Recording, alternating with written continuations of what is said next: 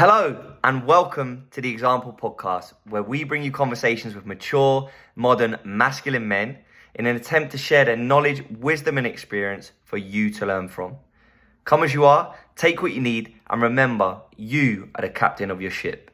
This week, I sat down with William Weathers, someone that you may know better as Be Well. Be Well is an accomplished recording artist. He has his own foundation called the Be Well Foundation, which removes barriers for kids to get involved in the arts, sports, and mentoring programs, as well as being a nationally recognized restaurant and bar owner. We spoke about how moving to a new city broadened his horizons at middle school, the impact that hip-hop still has on his life today, and the importance of honouring your gifts. There's a million unbelievable takeaways in this one. Please enjoy. All right. Oh, obviously you won't know, but before we started, he was having technical difficulties. We'll never show it though. We'll never show it. Mate, we're going to dive right in because I'll do your intro. So basically that first question there is, what does it mean to you to be a great man?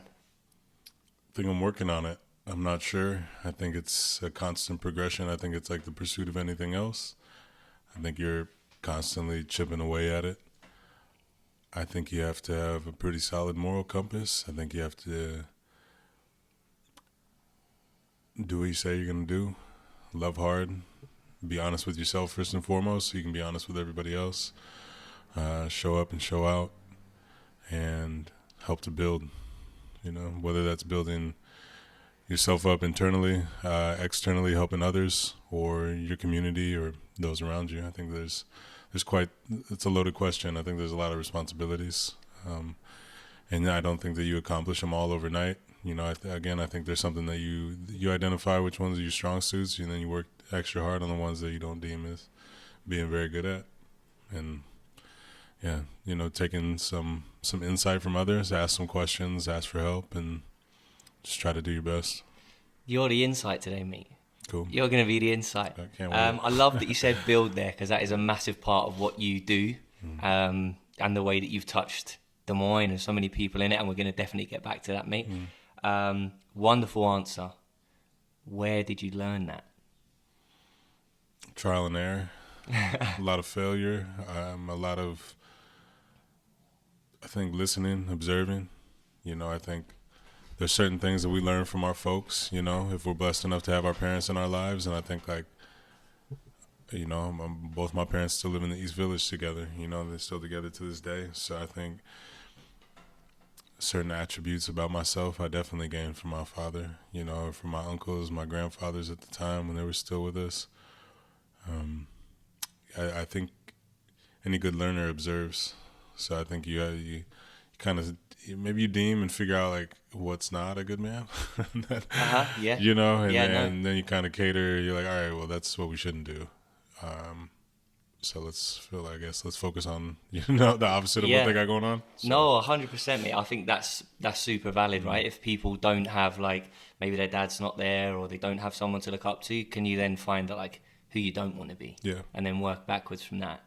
Did your mum and dad still live in East Village? I do. Nice, mate. Yeah. What was it like for you? Did you grow up in Des Moines?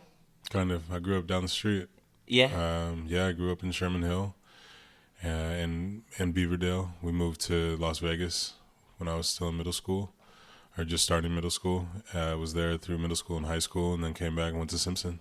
So I've spent more years in Des Moines than anywhere else. But yeah, Vegas was a pretty cool spot. Yeah. So, what made you go out there? What made your family go out there? My mother's job. She worked for the American Red Cross at the time. And so the Des Moines chapter was closing. So it was between Nashville, Tennessee, Raleigh, or Durham, North Carolina, and Vegas. And we ended in Vegas somehow, some way. So, Yeah. Yeah. Crazy question here, mate. Yeah. What is your real name? I know you as Be Well. So many people know you as Be Well. I don't know how often you get asked that. William Dwayne Weathers. So I go by Billy and Be Well to some. Yeah. But yeah, I was named after my grandfather, and he went by Billy, so I choose to go by Billy most of the time. So when you was moving at 14, because middle school's a mad time for everyone, right? Especially as a young man trying to work out what the front door's going on. How was that transition to I mean, I know that Vegas as the adult Vegas, but going to live there is very different. So how was that transition for you at that time? So what were you, 13, 14? Yeah, I think 12 or 13. And I think a lot like anybody else, especially at that age, I had no idea what Vegas was outside of what had been showed in like media or movies and TV shows. So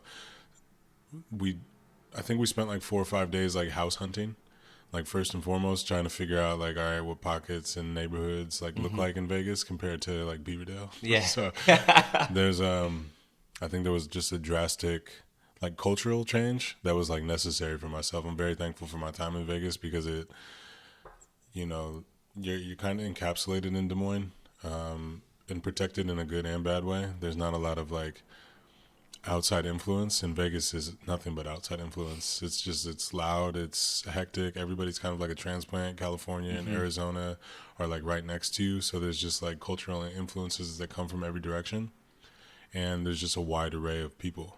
And so like even in my like middle school and high school, like white was like the minority, and that was not the case in Des Moines, you know. So I think that was significantly important, like way more important than I probably acknowledged at the time. But as I like reflect and look back, like I was very glad that I got to see different walks of life doing, you know, and also like doing better or doing worse, right? You see a lot of like affluent, or I don't want to speak in general terms, but like, you know, the overall median household of like white Americans in Des Moines are doing pretty well. You know, I don't know that it's like that for a lot of the other minorities, unfortunately, you know. And so seeing that, it was just almost like drastically different. White people were still doing well in Vegas, but then you see black people and Hispanics and Asians and, you know, Native Americans all doing really well too. And you're like, oh, okay, cool. Like it seems like this is like either everybody kind of has it or nobody's got it. There's not like this weird,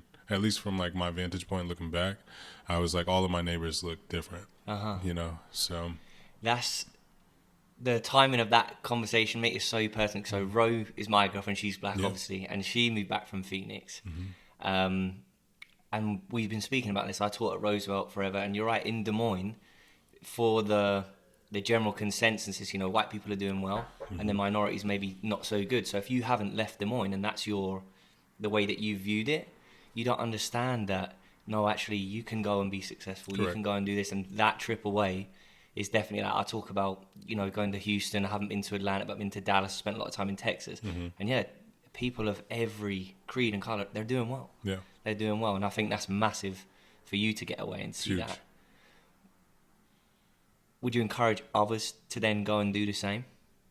If they have the means, you know, I was blessed enough for, you know, at the time I was like pissed that I had to leave Des Moines, but you know, my mother was gainfully employed, you know, and so we were in a blessed position that we were getting relocated. You know, not everybody has the means to do that. So yeah, I think for sure, like I would definitely suggest it, but I'm also not like ignorant enough to think that like you can't just uproot, you know, what's a life that you've built for yourself.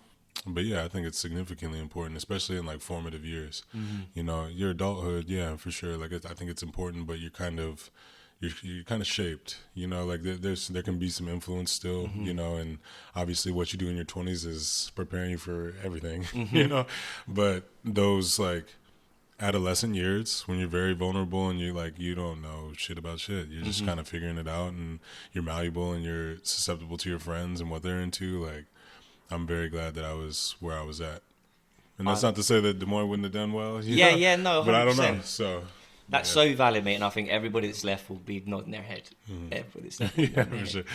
Yeah. I think that I told you I taught at Roosevelt for 4 years, and I loved it. I thought that was such a great place for kids to understand that people are people, and you've got people that are great, right? Not just morally, personally, people that are great of every color, and people that are shit. Yeah, like white, everything. All over the spectrum. And I was like, so it's like, okay, people are people, and like I said, in those formative years, if you learn that there, then you know not to carry judgment all the way through.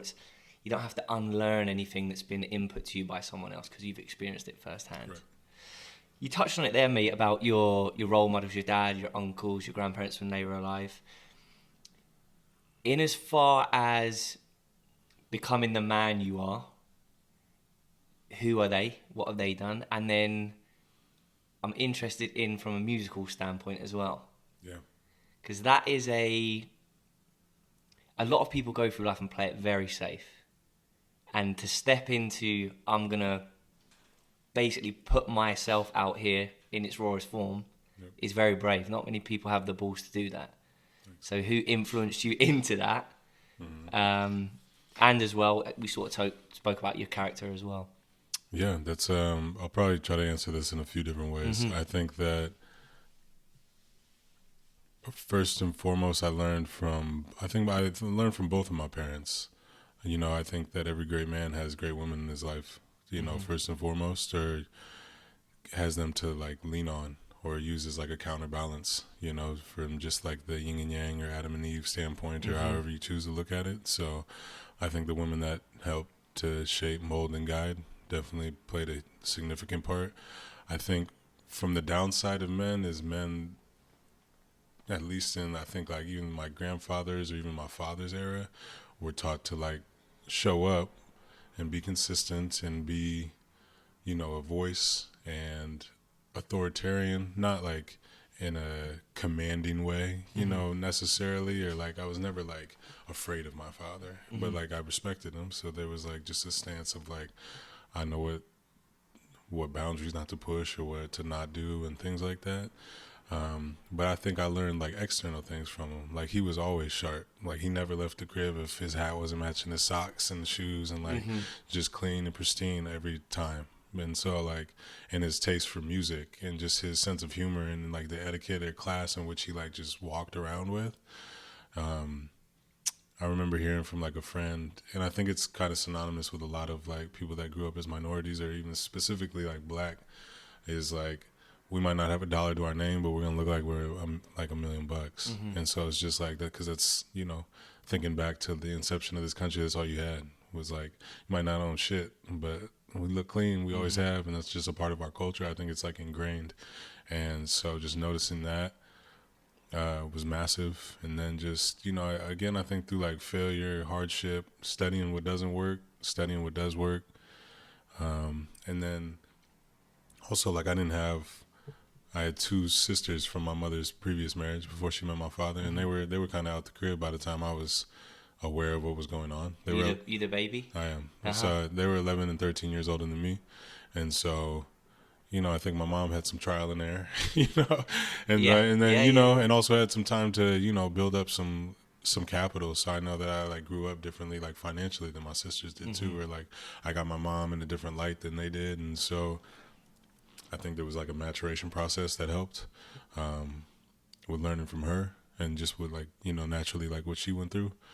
And then, but I didn't have like an older brother, and my father's pretty quiet. He's a pretty reserved human, you know, like he's opinionated, he's stubborn, he's all the things that I am too. But like he's not. If you ask him, he'll share his opinion, but he's not gonna be outright and maybe speak it all the time. Yeah. And my mom's like the opposite. My mom's just talking to everybody's friends. She's gonna let you know how she feels.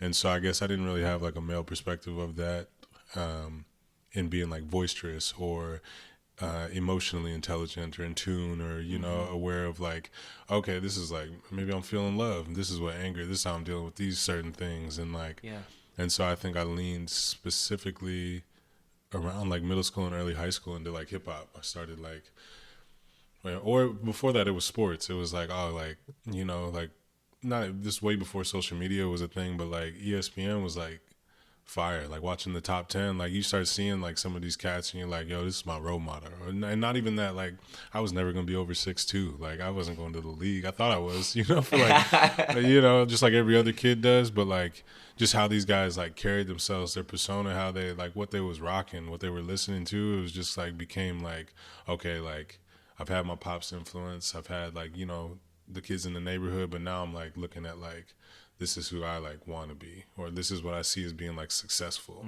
you know. And so I think hip hop for sure took the reins. It was like, but it was never really in a performative standpoint. Like everybody wants the nice ass whip, you know what I mean? You want the flashy things, but it was more from the standpoint of like all the guys that I still admire and that I think helped to mold my sound, or that I use in the compass as a compass, are like, were extremely bright.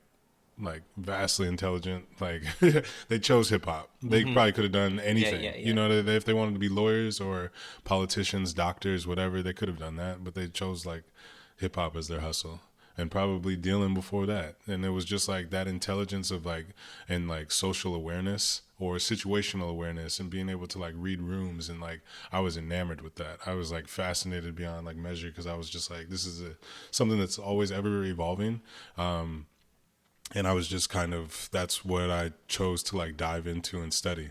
It still kind of am, not in like the way I was in my 20s, but like I was fascinated with like kingpins or like drug dealers, or people that were at like the top. I never really gave a fuck about like political systems. I never wanted to be a president or a fucking city council member or any of that shit. I was like, because you guys weren't really running shit. Like the kingpins and like like they actually had, you know, I was like, and you start to notice like the power.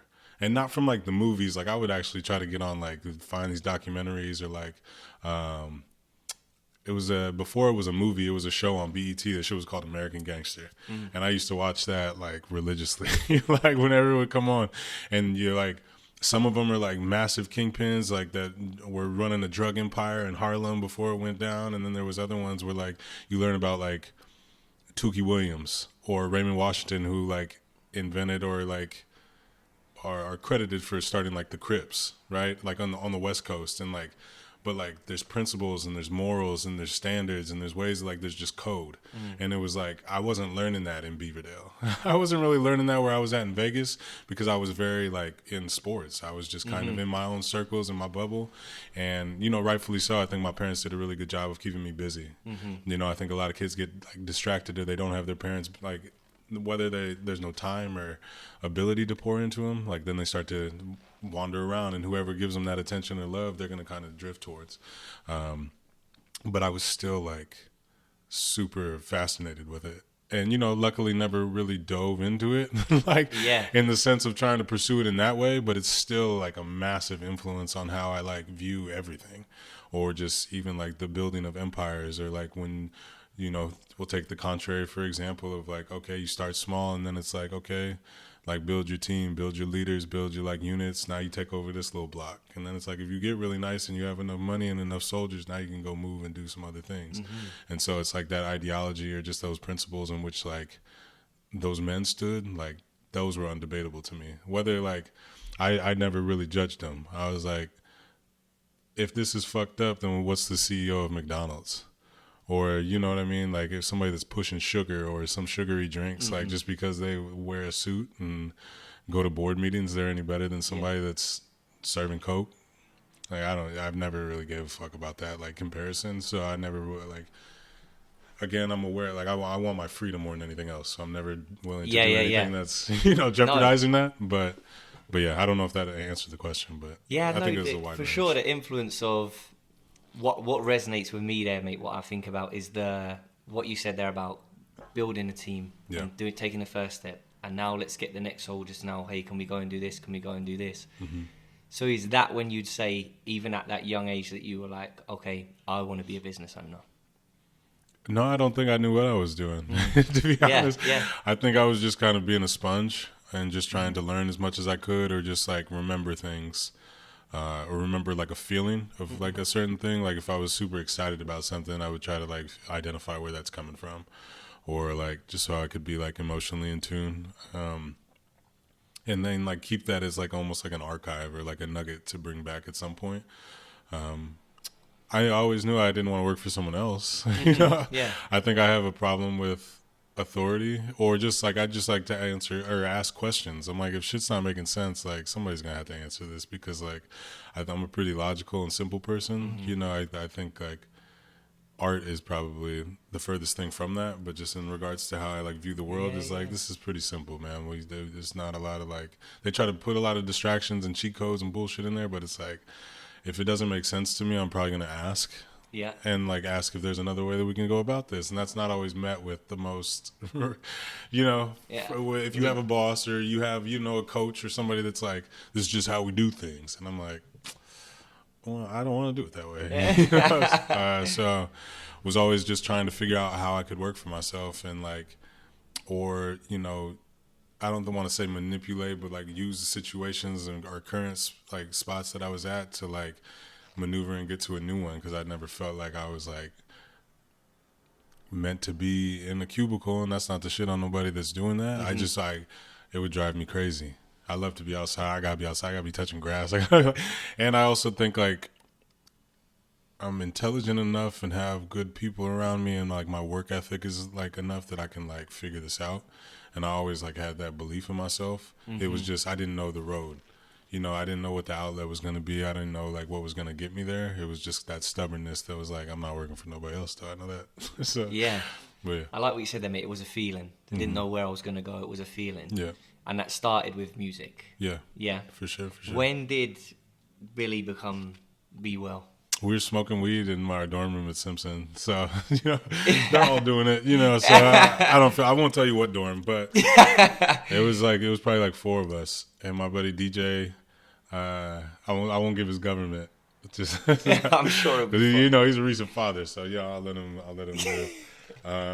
But we was all smoking, chopping it up, and like at that time I think I was like recording, but I didn't know what the fuck I was doing. I still don't. But like he was like, so what you gonna go by? Like, what's your stage name gonna be? And I was like, Billy, I don't know. And he's like, what about Be Well? And we all just kind of like looked at each other, and we're like, it was like one of those high like, yeah. But just like everybody just kind of like nodded. Nobody even really like was like off the wall excited. It was just more of this like, yeah, we all affirm that we'll do that. Like it was a good enough play off of the name, and like it just made sense. I think too. Like as I like look back, it's just. I've always been pretty lighthearted, as like, or just, I think I've become a lot more like tranquil and, and peaceful, but just or just like thinking that way, or just that mantra in general is kind of like how I try to carry a lot of aspects, if not every aspect of my life. So I think it just stuck, whether I wanted it to or not. I was like, I want to just go by Billy Weathers. And then like, I would be a fool to like try to rebrand at this point. So it kind of it worked. It grew its own legs, and it continues to do so. So and you're still making music. Yeah, Still making music. Yeah, got a project done that I don't know what to do with. Oh really? Yeah, just kind of it's the most comfortable I've felt, and it's also not coming from a spot of never. I don't think anything ever came from a point of like desperation, but it was like. Anybody that makes music or is an independent artist or even an entrepreneur knows at some point you're like hustling for proof of concept. Like you're not only trying to prove it to the outside world and get your brand, but you're also like convincing yourself that like you're good enough to do this shit. And I think a lot of my like the last decade of my life, I was proving to myself that I was like good enough to do this or to like, and I admired like hip hop and rap so much that I was just kind of like, I'm not good enough yet. I'm not as good as my idols. I'm not anywhere close, and I still don't feel that way. And, I don't think anybody, like, you should give yourself credit and validation, but, like, I don't ever want to feel like I've arrived in any capacity of my professional career, whether that be the contrary, music, the foundation, or just as a man, as we were kind of alluding to earlier. So I love what you said there about this is the most comfortable that I've felt. Yeah. If you had a message for, because you're 34 now, if you had a message for 24, Be Well, Billy, what would that be? Save your money and don't get distracted. If I was like actual goals, okay. and distractions come from everything, right? Spending, the right time with the wrong people, doing the wrong things, like being outside too much when you should be in the lab just working on things and like, but I think that a lot of art comes from life, you do have to go live, you got to go fuck up, you got to go get your heart broken, break a heart, do these things and just kind of like scrape your knee and bounce back and be like, damn, still here, still going, and so, and you meet people through just like the universe, through God, where it's just kind of just natural alignments. But I think, the more I could have just like defined what I like would see as like success, but also just like, your moral compass and your integrity as a man, like that's what I would ask him to define earlier. Right. Or, like here's the playbook. Yeah. So there's like a logical, hey, save money, focus, and then like work out what you're going to be about. Yeah. I think they're both, you need them both, right? So 100%, mate. What would, on that, I think a lot of men, they have the logical piece, Yeah. And they have no, that's why they feel lost. Yeah. Because they have no clue what I'm doing. So when I've now accrued this wealth, or I've got this family, I've got this thing, I'm still same old me. I haven't double checked if that was the direction Correct. I wanted to go in. Mm-hmm. So I think that's massive. This one's another one. Yeah. What does 44-year-old be well tell 34-year-old be well today?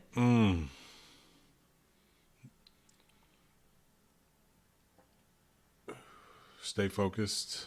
And by focused, I mean like focused on what actually brings you peace. What actually you define as love. What you actually define as like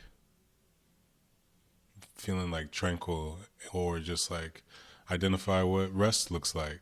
Identify what your circle is, the people that you can lean on, and like your resources. Be resourceful, as opposed to just thinking that you have to build everything yourself. Like, I think 24-year-old Billy thought that for sure. 34-year-old Billy's got it kind of starting to figure it out. Starting to figure it out. And leverage in the best sense of that word. Like, not leverage to take advantage, but just leverage. Like, I think I've done a really good job at that, or hopefully have, of just like recognizing talent.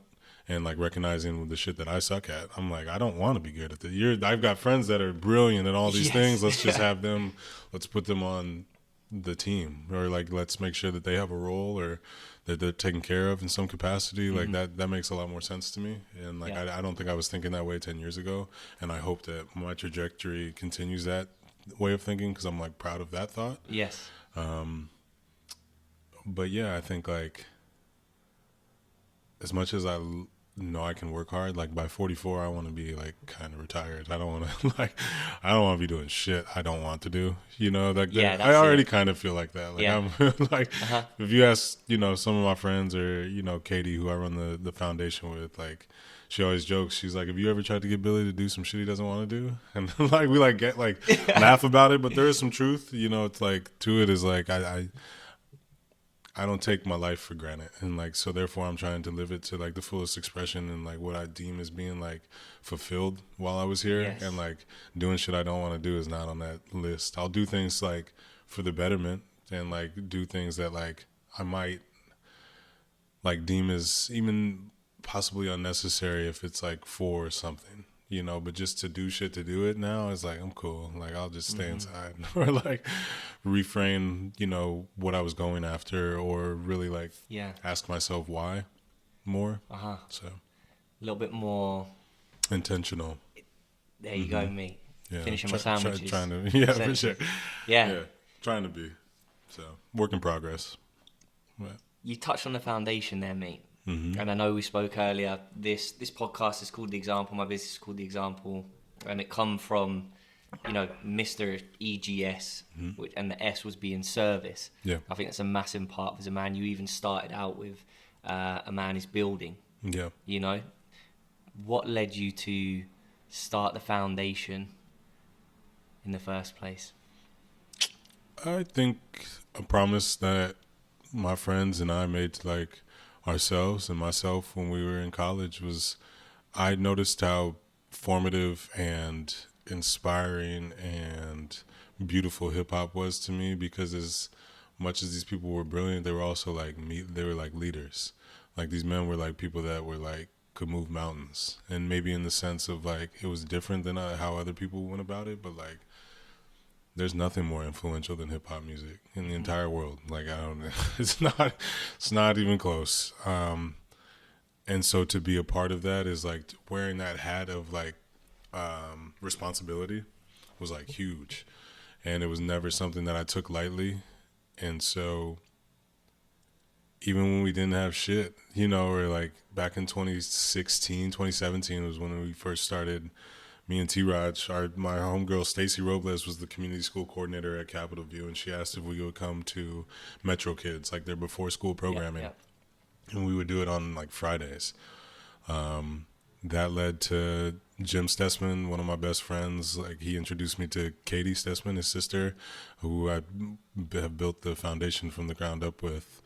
And so it's just always been like a lot of serendipitous actions, but also just kind of like showing up as I don't know what the fuck I'm doing, but like I know like somebody could benefit in some way by, you know what I mean? Just an appearance or just like, I've got free time, let's do it, you know, like, and it's for that service, you know, as somebody that's pursuing so many things that are like very individualized, right? And it might be for a bit like you know, we have a group or a collective, but like it's still like, I need to shine, you know what I mean? I need this success, I want these things. And so like you almost feel this emptiness if you don't have something that's also like filling up that, what am I doing for others, or like what am I giving back in some sense.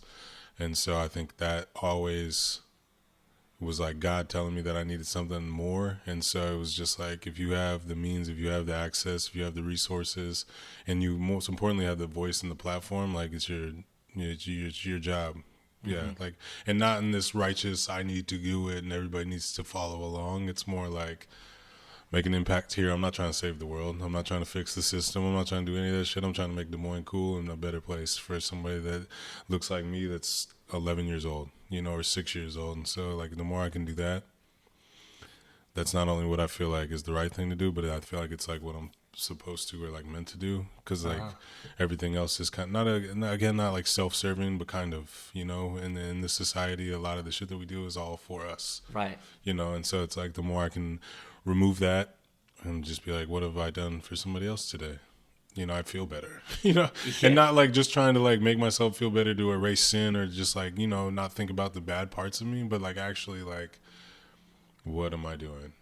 You know, to make my neighborhood, my community, my friends, my, you know, our business, our legacy, like what, are you doing anything to work on this today? And if the answer is no, then what are you doing tomorrow? You know, or like, it's just kind of like my like beacon or lighthouse. Yeah.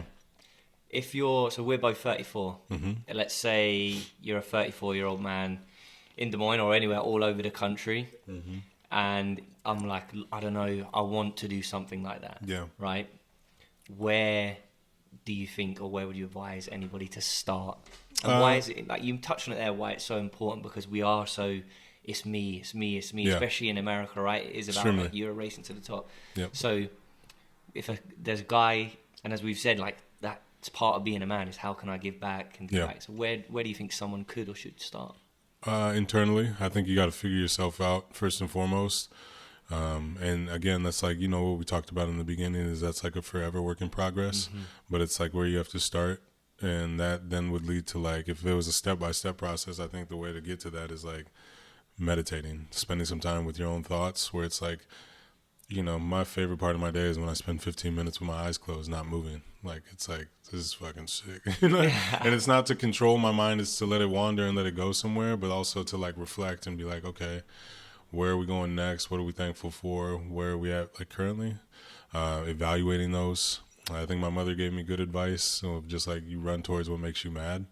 And it's like, those are all things in which, whether it was like, you know, the music industry, I was just mad at like the lack of representation or ownership when it came to like these circles or actually the governing bodies that like control the big fucking like machine, you know, like obviously we are the culture and our pace and everything it's all predicated on us. But like in regards to like, you need ownership stake. Otherwise it really doesn't mean shit about nothing. So, start with yourself.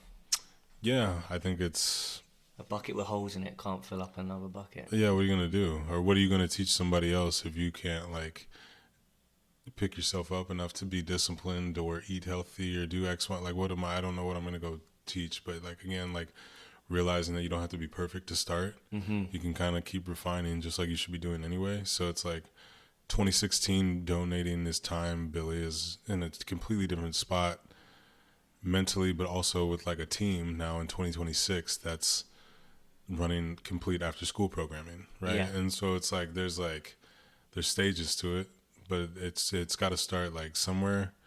But I was frustrated with the Des Moines public school system, so that's another thing, like, or an example of something that don't know shit about, but I'm gonna run towards it. And like my stubbornness will get me halfway, my hard work will get me the other half, and like my heart will finish it type of like mentality. Say that again, mate.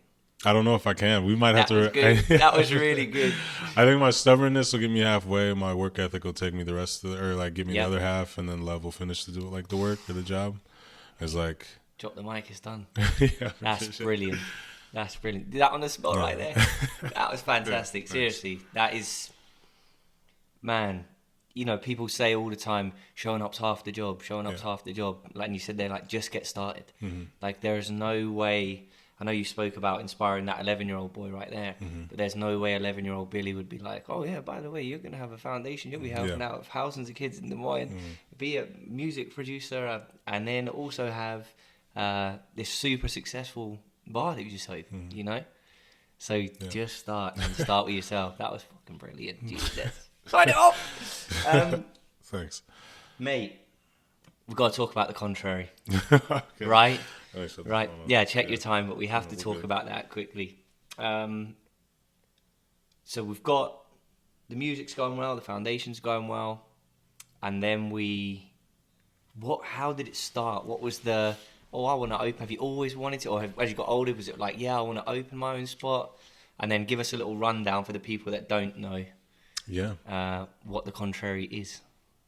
The Contrary is a pretty sleek and pretty place, where you can get a very nice cocktail and good food, in an environment that I feel like is very intentional and created for creatives, misfits, those that kind of feel like they misalign and need a spot. So I think it's also elevated. Like it's it's not pretentious by any stretch, but I think I'm pretty bougie. I wouldn't hide behind don't need to. I think it's a kind of bougie place, and I enjoy it. So, but I think reflecting back on I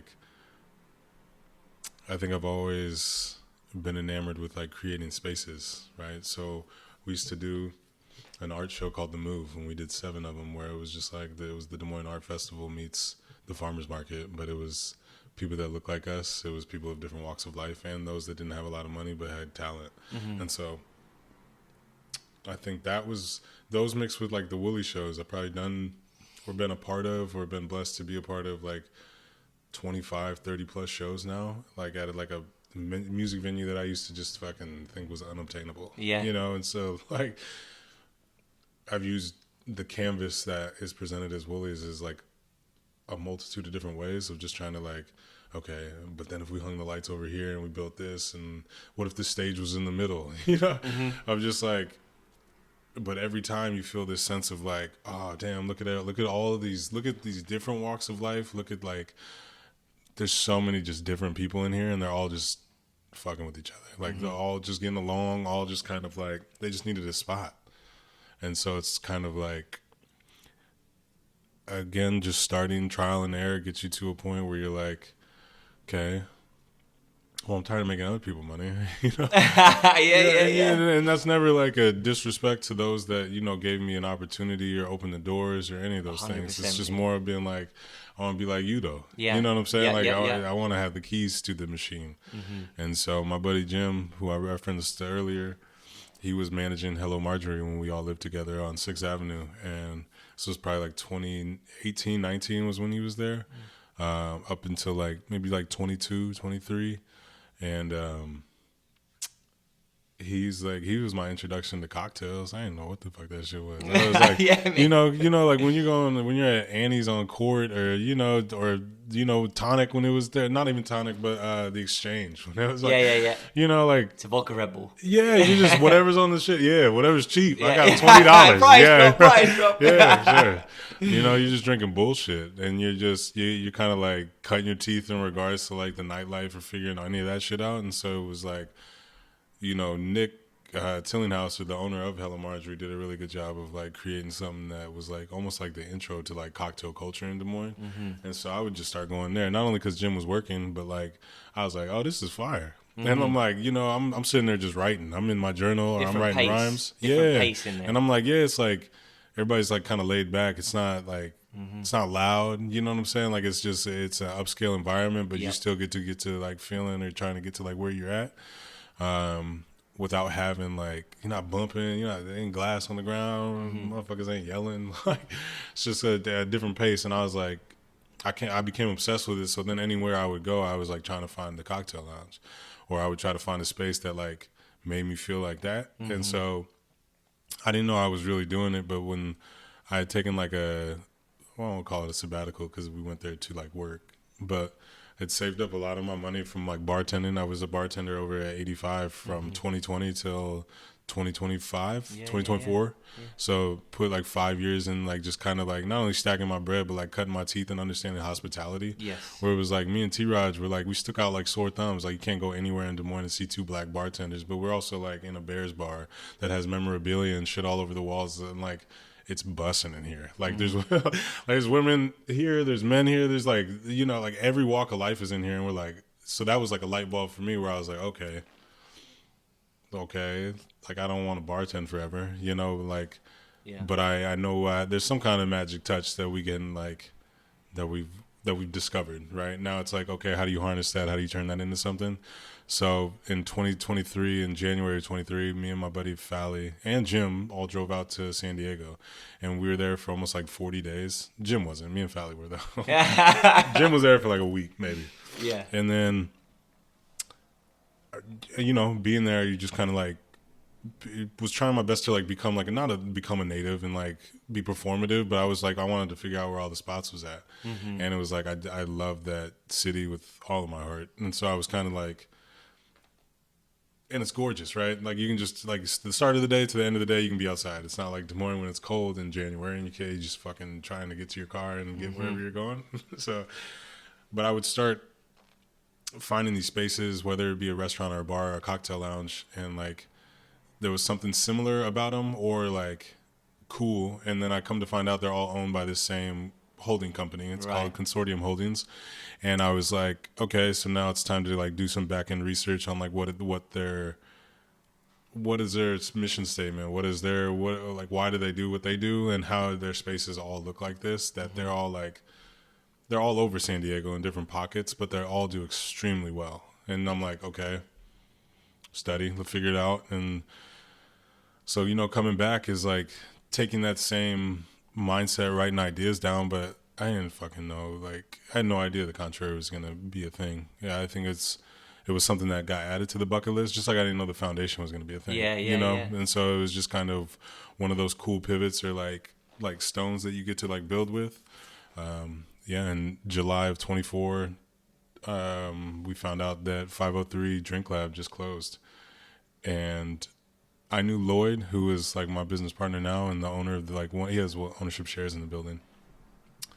From our time, we both served on the Des Moines Music Coalition board, and I emailed him. I didn't hear back, so I called my friend Maya, who owns Wildflower, and I was like, "Hey, 503 Drink Lab just closed. I want it." And I was like, "Do you know Lloyd Ogle?" She was like, "Yeah, he's my next door neighbor." And I was like, "Please put in a word for me." And she did. We met with him on Friday, and he gave us the keys, and I was like, cool. We go. Yeah, What am I gonna do? Yeah, and then it's been a marathon ever since. It's just kind of I don't have any kids, but like that's my baby. It's just like take care of the baby. Take care of the baby, make sure the baby's fed, doing all right. Properly trained and all these things. And so it's been cool, beyond cool.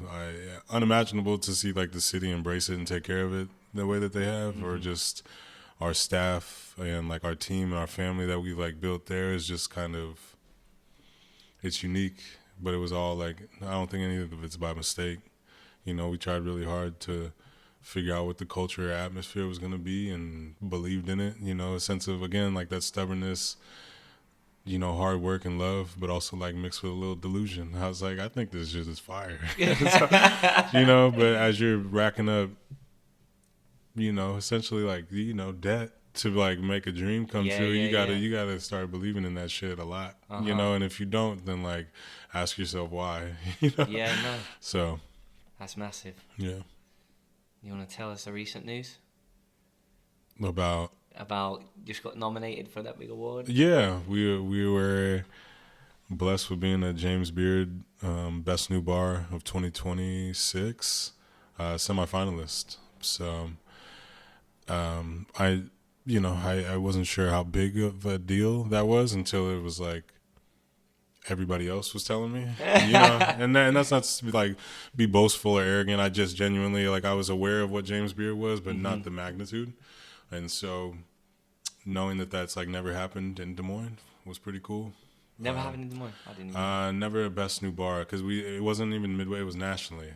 And so it was like to be in, the ranks with, Texas, LA, Phoenix, Las Vegas, Oregon, like just places that I deem as being like, significantly ahead of Des Moines.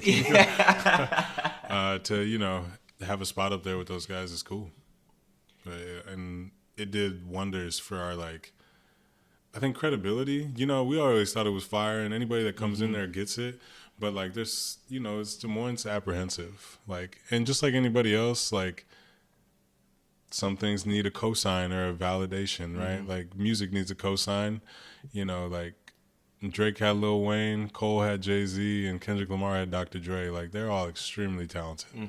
But they needed the GOATs to, like, doesn't hurt. Yeah, so it's kind of like now you got, like, oh, like, of course it's fire. Jay-Z says he's fire. Like, he's cool in my books type of thing. Is like, that's what James Beard did for The Contrary. Was like, people that were apprehensive or on the fence were like, well, if they think it's great, then I'll definitely think it's great. And it's like, I wish you would have came to that conclusion yourself and came and, supported a brother, But if that's just what it took, then cool. That's still a blessing in itself. So when guys take on that debt to chase the dream, the hours that it takes to put in whilst balancing the foundation and my music pursuits, the first thing to crumble is health. Yeah. Because I can't see the cost right now, and I push it off to later. I've known you I've been about you for a long time. You've always been in good shape. Thanks. I've just got to your apartment, which is beautiful, by the way. Thank you. And I see what you're nurturing your mind with in the books that you're reading. You mentioned meditation there. Yeah. Talk about, please, your inputs into staying in control of your health, fitness, and your overall wellness, like what you consume in the book over there, your meditation. Where did you come to learn the value of that? And how does that practice look for you in a week? I think if I had to figure out where it came from, like initially, I think it came from sports, of like not only the discipline of like, well, shit, if you're gonna be on this team, you're gonna make this 5 a.m. lift, okay, and so there's that discipline standpoint of just showing up consistently, seeing some progress, but then also, I had the work ethic, I think, and like the drive, but I didn't have like the nutrition, like what I was putting into my body. I didn't have that figured out until I still don't have that shit dialed in. You know what I'm saying? But like I wasn't even cognizant of it or aware of it until years after college. Yep. And so it was like I was blessed with solid genetics and like a work ethic, which allowed me to just be in good shape. But then I was like, okay, but now I'm not operating at like full capacity, right? But then you start to see glimpses of it when you do start paying more attention to it. And so then you'd be like, oh shit, like this is what a 5-mile run feels like when you don't eat like garbage the night before. And so then I think it's kind of like that self-refinement, that reflection of taking time to like figure out what works for you. Because I was never like a diet trend guy or like do what, I'm obviously, again, like I'm a studier, I'm an observer, I'm going to see what works, but then I also have to put that into application and apply that to my life. And so a lot of like the habits or things, I was like, I don't want that shit, or like, I'm not going to like starve myself to like, or eat like a fucking, I don't know, a mule just to like get a certain body or physique. Like I'll tailor it for me, but like I still like to have a cocktail. You know what I mean? I still like to eat what I like to eat. It was just kind of figuring out like, okay, there is a significant importance of like how you're taking care of yourself. But that nutrition was one element, right? The physical, okay, cool, I'm starting to get those figured out. So like mentally, what does that look like? Relationship wise, what does that look like? Friends wise, like circles and just healthy habits of just like even like a gratitude mindset of shifting from like this is what I have to do to this is what I get to do, of just like small little things that you just keep like refining or like remembering. But they've all become a lot easier when like you are taking care of yourself, right? You try to go put bullshit fuel into your car, it's not gonna work. So it's kind of like the same thing where as much as like a fried chicken sandwich sounds fire most days, it sounds fire right now. But like man, I know I have a healthy one. I'll send you the recipe. I need it. I know I have yoga at 4:30, and I'm gonna feel like dog shit if I go and eat that right now. So I'm just kind of like thinking about like the ripple effect or the domino effect of like my day, and that's like That's just today, right? But if I can reframe that mindset to be like, all right, let me get through the week. Let me think about what this week looks like. You know, I started fasting just out of like financial reasons. I was spending too much money on breakfast, and I was like, I can't do this shit no more. So I used to go. I still do. I have a gallon in my fridge right now from the juice company, and like that was my breakfast, was like my green juice, and I would fast or have some type of water and caffeine supplement, and I would eat once a day. And it was like, it was nutrient dense, it was very protein heavy, it was carb because I was preparing for the next day.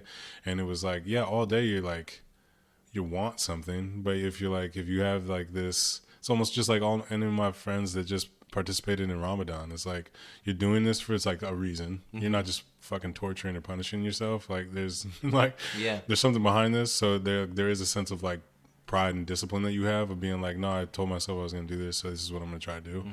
And then you start seeing results, and then you're like, uh-oh, like this is a, 'cause again, like I was in pretty good shape and I was eating like shit. What happens if I started like dialing this in a little bit, and then you get like not obsessed, but like you get inspired by like the results that you're seeing, but you also like mentally you start getting quicker, like your wittiness or your writing or like your functionality when you're talking in conversations or trying to pitch ideas or talk to your homies, like you're just sharper.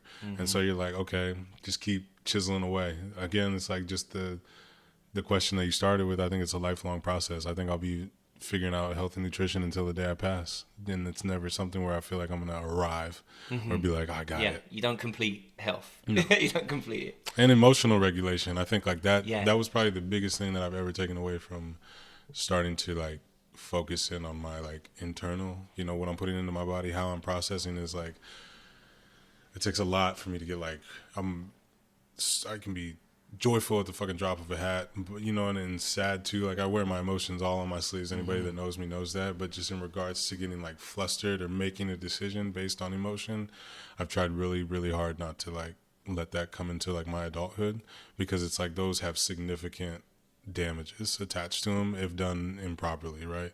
It's like, so, a bigger decision or something that's rebounding off of a heartbreak or something that you fucked up, or like those are things that I like choose to like sit with and sit in, and not try to suppress or run from them. And the only reason I feel like I can identify those now is because I used to do those. I did used to suppress and run from them and just keep myself busy. As long as I'm busy, I'm not thinking about all the bad shit, and it's like, it's gonna come. You're gonna have to stop at some point, and it's not stopping anytime. So it's just gonna come meet you where you're at. And so I think that emotional regulation, or figuring out how to like process through all of that shit. For one, you have to have a solid circle and just people around you, but you also have to like identify what it is that you need in regards to like time away, or like being a public facing figure. You better have time where you're like in solitude. Spending time with you, and so you're not like. Not that you always have to be on, right? But like people that see Billy at the contrary are expecting the best Billy. I was gonna ask you that, like when you do, like you're not even Billy. Yeah. You're a B-Well. Yeah. So when it's, I can imagine that the pressure, whether it's there or not, like you're gonna feel it because you are an outward-facing person. Yeah. Talk to me about raising that awareness of that emotional. Check in with yourself, recognizing, like, how did you recognize the first step to change is awareness, right? So how did you recognize, like, oh shit, I'm suppressing these things here? I saw you got a journal over there. Yeah, I think you start to like, it's a both and or twofold. I think you start to see results, and then you're like, okay, you need to attribute these to something, faith first and foremost, or your trust in God. And then it's like, okay, but now there's like healthy habits. And like I think the only way that you can identify those is by almost hitting like rock bottom and fucking things up really, really bad. And when did that happen for you, mate? I don't know. It depends who you ask. Probably last year for some people. But I think for me, like, I think the lows, like they're constantly coming too. Just as much as like I can like recognize when I'm on a high, like I know I'm not stupid enough to think that like a low's not on its way, or in something that I can't even like mentally prepare for, that I should. I just need to be ready to adapt when it happens, and I don't think that I was doing that before. Now I'm more aware of like how to like pull myself up from them, or like I don't have time to be depressed. I don't you know what I mean? Like that's a privilege in itself. Is like, no, there's like people counting on you, and there's things that you have to do. So like figure it out. You know what I mean? You can feel sorry for yourself for a day, but then like you have some shit to do, you know? And so it's not shutting off emotion and becoming a robot. I think it's recognizing like, yo, I've been here before. Let me avoid this before it like becomes detrimental again. Or, you know, just bail, take this exit, dude. You've been down this road before. You don't need to keep doing this. You know, how many times you have to miss an exit before you're like, I should probably figure this one out. 100%. Or take some direction, or listen, or, you know, just... You keep getting the lesson until you learn it. Correct. And so a lot of the time, you know, and I've seen it from friends, I've seen it from myself, is like, life's going to do it if you don't. Such is right around the corner, homie. So you know, if you don't take control of that, or reins of it, or responsibility and accountability, probably more first and foremost, you know, or more than any of the rest of them, then like it's gonna reveal itself in some way. Yeah. And it's gonna come back and revisit you, and it's probably gonna be in a way in which like you're a lot more sad about, or you know, a lot harder to climb up out of. Right. Or so. Right. With that in mind, mate, I follow you on social media. Yeah. Recently, the messaging has been, you know, let the sun kiss your face, finish the job. And when I'm writing, I do like a little thing every Monday, like the Example Man Monday. Yeah. And what I'm writing is what I need to hear. Correct. In the hopes that the collective conscious, someone's going to be like, I need to hear that too. Is there anything behind that particular messaging for you right now? Yeah, I think most of the shit we see on social media is negative as fuck. It's contradictory. It's like, it's just shitty. It's like abrasive. It's like, you know, it's just conflict. Right. Like, So it gets the clicks, right? Yeah, you know, and so it's like, and you know, Buddhist principles, right? Like, I am not an expert by any means, so please don't like, I don't study that, so I'm not trying to disrespect, but like, it's negativity is 5 times stronger than positivity, right? So my little positive message, you know, is probably going to be met with, you know, 5 other things that you're seeing that are just negative as shit. So it's like, but I would rather be on that side of positivity than the opposite side. And so it's kind of like, and like you said, there's subtle reminders to myself of just like, I just have like little mantras, I guess. And it's like, the gots to see it through, my boy. Like that's a funnier video that like really like, really? Yeah, it just came out like probably years ago, and like some of my friends like, but just using that like as like the like gots to see it through, or you got to stay grateful, or you know, like just kind of like just like mental reminders. Or my buddy Andre Steed, he was like, you got to honor your gifts, and I was like, when I heard that, I was like, God damn, that's fire. Or just, you know, just every time I write in my journal, like I sign off by just putting like a B, but I always write forever indebted, because that's just how I feel like I'm indebted to the gift that was given to me, my parents, my city, my craft, my, you know, my element of like life. It's like I have a job to do, you know what I mean? And I'm indebted to seeing that job through and through. And the job's going to change, it's going to adapt, it's going to pivot, it's going to do all those things. But like, it's almost like my like beacon, or my like lighthouse that I can come back to and be like still forever indebted to like why I started, or why I chose to even begin. So last question, mate. What are your words to live by? I know you sort of said one there. Do you have like another little saying that, like, both of those were amazing, right? You got to see it through, forever indebted. You got one more or something that you'd like to? I think honor your gifts is like that's been a massive one for me, and I got to give Andre all the credit for that. And I'm pretty sure I've probably heard it in other aspects of my life, but when I was at a pretty like vulnerable or like lower spot when he shared that sentiment with me, and it was just kind of like, it was almost like a rebalance, or it kind of like just shook, and I was like, it's fire, because I can there's so many applications in my like current life that I can like reevaluate, like, am I honoring that gift?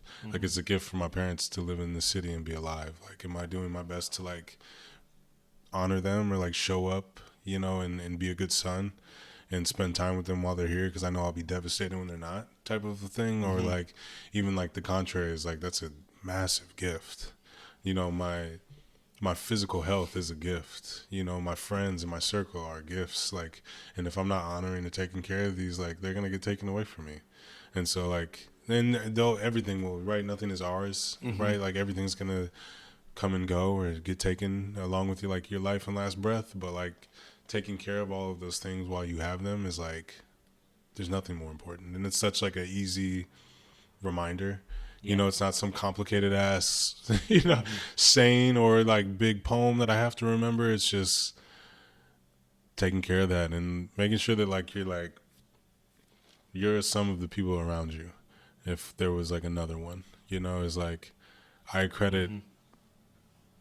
I have so much love for like my circle or my team or my people that I get to like lean on.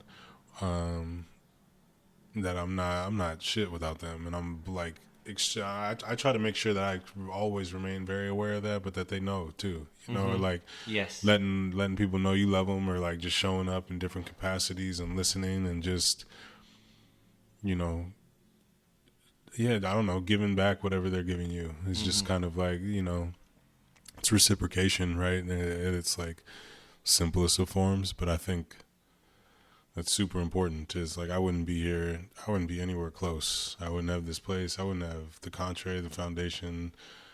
I wouldn't have shit if it wasn't for like my friends and my family and like my like circle of people.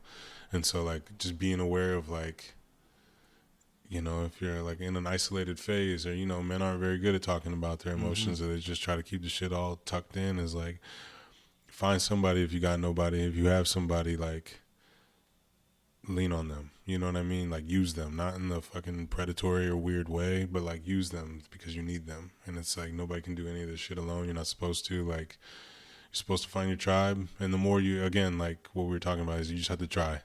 You don't have to go, you don't have to enroll into therapy and get a gym membership and go sign up for a 5K or do any of this. Like, but you gotta Just get out of bed at the right time. Yeah, start man. there. Yeah. Just start there. drink some water. Drink some You know? fucking water. Yeah. You're right. Wake though. up and drink some water, man. You know, if that's all you're doing this week, cool. Yeah. Then, but now it's a like win. a habit. Stack What do you, it. Yeah. Yeah. What are you doing? What are you gonna do next week? What are you gonna do the week after? And then you just kind of like, all right, cool. This is now my like, these are my mandatory minimums. This is just how I live my life, and it's just it's building. So Yeah, I think getting over that initial inertia is massive, Yeah. and then that snowball starts growing. yeah, Mate, thank you so much. Yeah, thank I you. really am super grateful to be let into your house. And thank you 100%. so much for having us. I feel I got to know Billy so much more just in Yeah. this conversation, and I really hope people get to take away part of who you are. And you are a gift, mate. Thanks, brother. Like, listening to you Sorry. today has been Thank honestly a blessing. So thank you so much. Obviously, wish you all the best with the foundation and the contrary. Thank you. And I appreciate your time, man. Thank you, brother. I appreciate yours. Thanks for having me. Yes. What a guy. Clap again. Thank you, mate. That's fucking brilliant. I knew you was going to be unreal.